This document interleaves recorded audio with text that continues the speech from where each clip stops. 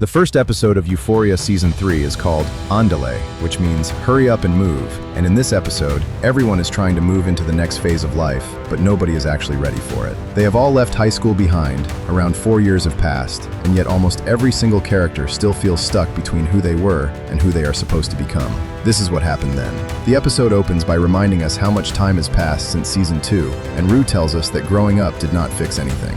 In fact, for most of them, life only got messier. Before the story even properly begins, there is a memorial card for Eric Dane, which gives the episode a sad and heavy feeling right away. Then, after that, the show gives viewers a recap because in real life, it has been years since Season 2, and the episode wants to make sure you understand that the characters are no longer teenagers living in high school drama. These are now young adults, but they are still carrying the same damage, the same addiction, the same obsession, and the same emotional chaos. Then we go straight to Rue, and her situation is easily the darkest. She is not recovering, she is not rebuilding, and she is definitely not free. Instead, she is in Mexico working as a mule because of the debt she owes Laurie. And the show makes this very clear from the start.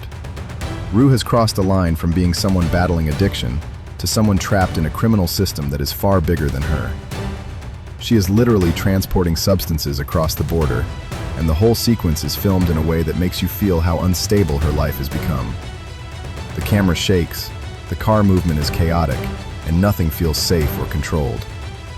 That is not just style for the sake of it, it reflects Rue's life perfectly. Then comes one of the most symbolic scenes in the episode. Rue's car gets stuck on top of the border fence. It is funny in a dark way, but it also means something bigger. She is trapped between two worlds. One side is the life she wants to leave behind, and the other side is the future she cannot seem to reach. She cannot fully go back, and she cannot truly move forward either. That moment sums up her whole arc in this episode. After that, Rue escapes the immediate danger and ends up in a rural area in Texas, where she is found by a young girl and taken in by a religious family. This part is important because it gives the episode a completely different tone for a while. Suddenly, everything slows down. The family offers her food, milk, kindness, and a simple place to sit. For Rue, who has been living in fear, debt, and addiction, this feels almost unreal. And that is exactly why the scene matters. It is not just there for comedy. It shows us the kind of peace Rue has been missing for years. At the dinner table, she lies and says her name is Ruby, and she pretends she is writing an article about trade in Mexico. She clearly does not fit in, and the family clearly does not know who she really is. But for a few minutes, she gets to exist in a version of life that feels normal. She is not being chased, not being used, and not being threatened. Meanwhile, the audience can feel that Rue is not just hungry for food here, she is hungry for stability. She is hungry for a life that does not destroy her every day. That is why this section is more important than it first seems. But then reality returns. Rue leaves that family behind and goes back to California, and once she gets back to Laurie, the episode finally explains how deep this problem has become. This is where things become even more shocking. Rue originally owed Laurie $10,000. That alone was already bad enough. But because of the insane interest being added month after month for nearly 4 years, the debt has now exploded into a ridiculous number. Laurie says it has become more than $43 million. Obviously, that number is impossible, and that is the point. Laurie is not trying to collect a fair debt. She is making sure Rue will never truly be free. Then Laurie gives her what sounds like a better deal and says Rue only needs to pay $100,000 now. But of course, there is a catch. Rue has to keep working as a mule. In other words, this is not relief. This is just another chain. The worst part is yet to come, because once Rue agrees to this kind of system, every job just drags her deeper into danger. The episode then shows flashbacks explaining how Rue became a regular mule in the first place. These scenes are dark, uncomfortable, and weirdly funny at the same time in that twisted Euphoria way. Rue tries to smuggle the substances internally, struggles badly, and eventually even gets Faye involved so they can split the load between them. The show uses some gross-out comedy here, but underneath that humor is a very real horror. One tear in one packet could kill the person carrying it. So even when the episode makes the audience laugh, it is still reminding you that Rue's life is hanging by a thread every single time she does this. Meanwhile, the show starts checking in on the rest of the cast, and this is where the episode becomes more than just Rue's story. Lexi is now working on a soap opera called LA Nights. On the surface, this sounds like progress. She has a job in entertainment, she is around actual productions, and she is trying to build something. But when you really look at it, she is just a low-level assistant running around and doing small tasks. She is not in control, she is not creatively fulfilled, and she seems like someone trying to bury her past by staying busy. When Fez is mentioned, it becomes obvious that Lexi is emotionally distancing herself from that part of her life. So yes, she looks calmer than some of the others, but she is still not exactly okay. Then after that we get Cassie, and her storyline is already full of tension. Rue describes her as living in a right-wing suburban bubble with Nate, and that alone tells you how strange and controlled her life has become. Cassie is planning a wedding, chasing a fantasy of being adored, and at the same time, she starts building online attention and income through content that clearly makes Nate uncomfortable. This part is important because it flips the power dynamic in their relationship. At first, Nate seems like the dominant one, the rich one, the one in control. But then the episode slowly reveals that Nate's money is not flowing the way it should be. His construction business is tied up in delays, regulations, inspections, and all the usual problems that come with building projects in Southern California.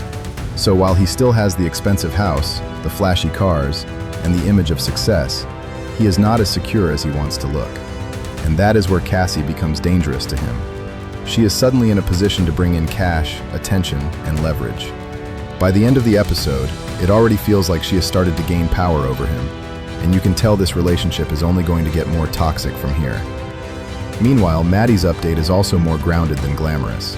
She works in Hollywood management, which sounds impressive at first, but the reality is much less exciting. She is basically another low-level worker doing a lot for very little. The episode smartly shows that adulthood has not turned any of these characters into winners.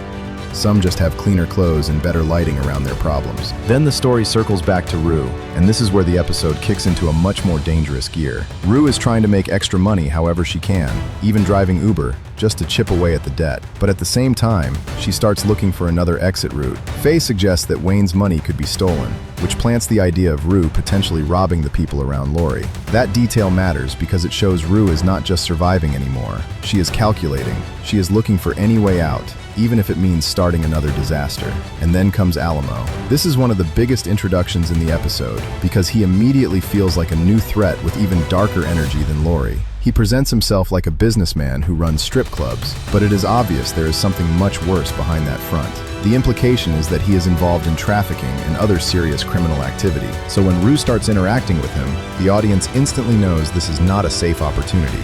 It just looks like one. Still, Rue being Rue, she sees a possible opening. She talks her way into getting work from him, not as a dancer, but as a fixer, someone who can help in other ways. For a brief second, this almost feels like progress. It feels like she might be stepping out from under Laurie and into a new system where she has more room to move. But then again, this is Euphoria, and every opportunity comes with a hidden blade. The episode's most intense scene comes when Rue nearly gets killed. One of Alamo's girls overdoses on substances connected to Laurie's supply, and suddenly, Rue is standing in front of dangerous men who think she might be part of the problem. This is where Zendaya's performance really explodes. Rue talks faster than ever, dumps out her entire story, mentions God, explains Laurie, explains the mule work, explains the debt, and basically says anything she can to stay alive. This is what happened then. She survives not because she is powerful, but because she can think fast under terror. What makes that moment even stronger is that for the first time in a long time, Rue almost sounds like she genuinely wants to live. She is not numb in that scene. She is desperate. She is terrified. She is reaching for anything that might save her. And when Alamo decides to test her by shooting an apple off her head, the scene becomes a twisted kind of rebirth. If she survives this, maybe she gets another chance. And she does survive. But then the episode ends on a very uneasy note. Laurie is now indirectly in Alamo's line of sight. Rue is stuck between them, and the road ahead looks even more dangerous than what she just escaped. So even though the episode gives Rue a tiny moment that looks like hope, it is not real hope yet. It is just a pause before the next storm. That is why this premiere works so well.